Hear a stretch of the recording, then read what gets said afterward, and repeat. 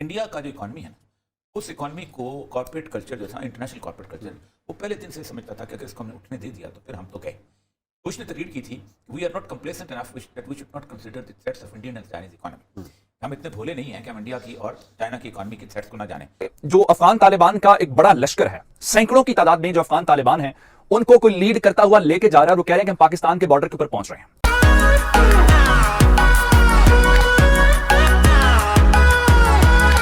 Bloomberg ने ये कहा है कि $4 बिलियन जो है वो वहां से गायब हो गए। उस्मान साहब, इंडिया का जो इकॉनमी है ना, उस इकॉनमी को कॉर्पोरेट कल्चर जो था, इंटरनेशनल कॉर्पोरेट कल्चर, वो पहले दिन से समझता था कि अगर इसको हमने उठने दे दिया तो फिर हम तो गए। बुश ने तकरीर की थी, we are not complacent enough that we should not consider the threats of Indian and Chinese economy.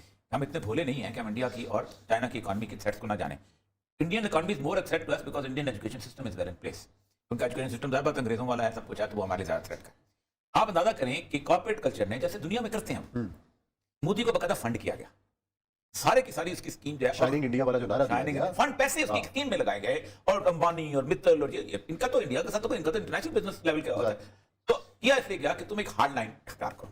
जब आप हार्ड लाइन इख्तियार करते हैं तो आप उससे पीछे नहीं आ सकते। अब वो ये है कि आज वो हार्ड लाइन इस लेवल की हो गई है कि अब मोदी का बाप भी उसको नहीं रोक सकता। अगर वो चाहे कि तुम चुप करो, तुम कौन होते हो? हमने तो गिरवी कपड़े पहने। देखें ये जो $4 बिलियन, क्यों होगा क्या? जब ये सूरत बनेगी तो इंडियन इकॉनमी डिफ्यूज होनी शुरू होगी। जब इंडियन इकॉनमी डिफ्यूज होनी शुरू होगी तो इंडिया जो है वो कहते हैं पली भी गाय है, वो इतनी आसानी से मरता तो नहीं।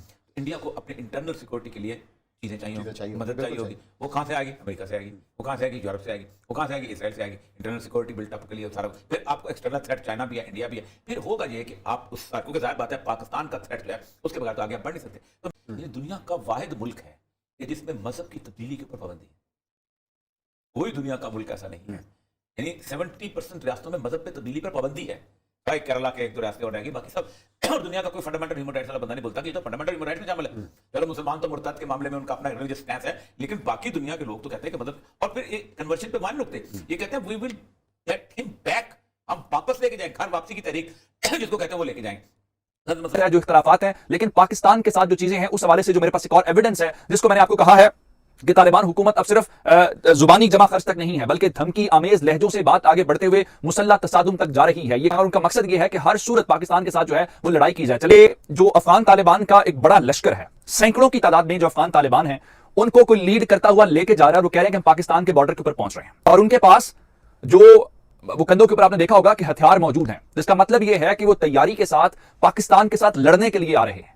अब इस चीज के अंदर अगर हम ये कहें कि पाकिस्तान तहम्मुल का मुजाहरा करेगा, तो पाकिस्तान कहां पे तहम्मुल का मुजाहरा करेगा? सारे अनासिर ऐसे हैं जो मैंने आपको पहले तफसील के साथ ये मैं कहता रहा हूं कि कुछ अनासिर शायद तालिबान से ज्यादा एक्टिव नजर आ रहे हैं। अब वो इस चीज को बढ़ावा दे रहे हैं, वो तालिबान को हीरो के तौर पे पोर्ट्रे कर रहे हैं। उनके कहने का मतलब ये है कि तालिबान जो काम कर रहे हैं बहुत अच्छा, पाकिस्तान के साथ लड़ना चाहिए। आज काबुल के अंदर एक कॉन्वॉय का निशाना बनाया गया है, एयरपोर्ट के ऊपर जो है वो धमाका हुआ है। तालिबान का उससे ज्यादा ध्यान उस पर नहीं जा रहा, जो उनके इंटरनल इशूज हैं, जो उनके हुकूमत के इख्तलाफात है। मैंने मुल्ला हसन अखून की ऑडियो आपके अंदर आपको सुना दी है, आपको एविडेंस के साथ बताया है कि जनाब इस वक्त उनके अंदर एक इख्तलाफ है। उस चीज से हटके वो पाकिस्तान के साथ, वो पाकिस्तान जो उनको आलमी दुनिया के सामने मनवाने की, एक्नॉलेज करने की बातें कर रहा है, लेकिन वो उसके ऊपर है। अब पाकिस्तान खामोश तो नहीं रहेगा, खामोश है इस वक्त तक। हमारी अफवाज खामोश है, हमारे फॉरेन ऑफिस खामोश है। हमारी 24 घंटे के अंदर तालिबान के बेस के ऊपर बाकायदा तौर पर यह दूसरा बड़ा और तबाहकुन हमला है। मिसाइल से रॉकेट फायर किए जा रहे हैं और तबाही बड़े पैमाने पर फैली जा रही है। और जारी बात है, इस हवाले से तालिबान कुछ भी कंफर्म नहीं कर रहे। लोकल जराए, लोकल साफी जो है वो सब कुछ बता रहे हैं, और तादाद इसलिए नहीं सामने, ये नहीं पता कि अल्लाह ना करे तादाद बढ़े, कोई भी शख्स का खून भाई। हम तो यही कहते हैं कि अमन अमान हो, और पाकिस्तान की तो वैसे ही ये कोशिश रही है कि अफगानिस्तान में सुकून हो, क्योंकि वहां का अमन इज डायरेक्टली प्रोपोर्शनल टू हमारे मुल्क में अमन। लेकिन इसमें कैजुअलिटीज के बारे में कहा जा रहा है, वो कंफर्म है, लेकिन ये नहीं पता फिगर 10 है या 100 है,